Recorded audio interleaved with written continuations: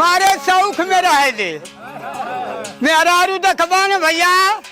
हमारे तो अचरा ओढ़े के ढंग ना लेकिन भगवा तनी मनी ओढ़ी ला के तेरे ओढ़ी ला अरे बोला मुआ बिना ना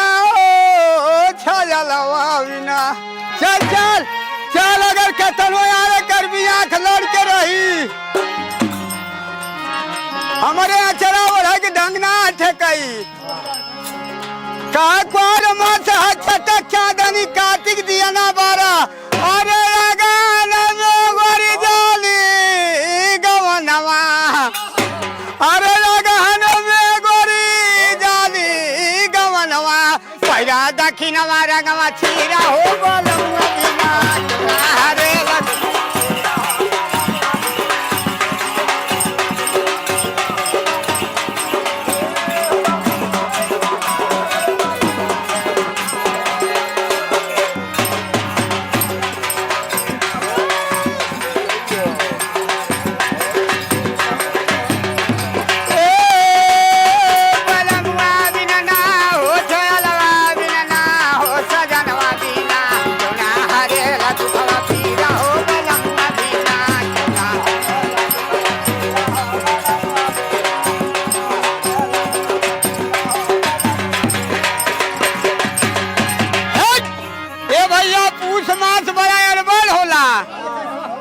पूस मास में जरा सताव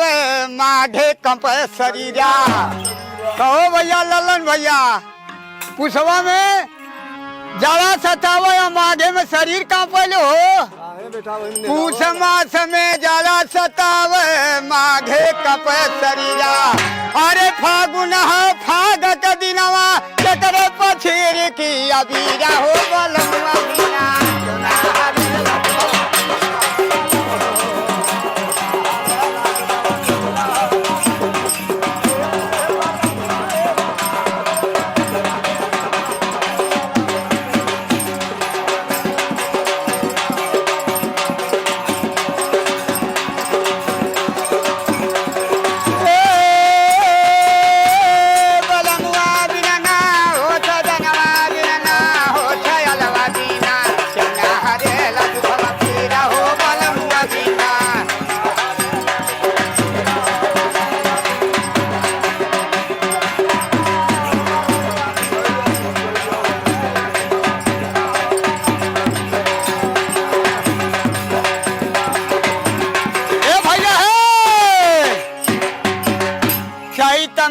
बन पीतर फूल बैसाखे मुहमा ये भैया उजीरा कैसन होला हो चैत मास बन पीतर फूल बैसाखे मुहमा जीरा जेठ मास पिया घर ही रहला अरे जेठ मास पिया घर ही रहला अभी गैला 12 महीना हो बलमुआ बिना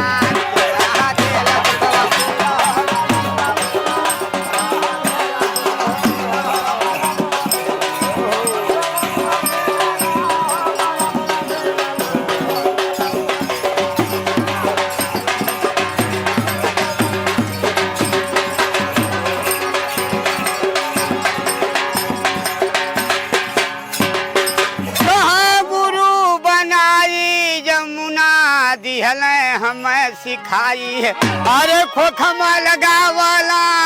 अरे खोखमा लगावला जन बन के रहा संगवा में नगीना हो बला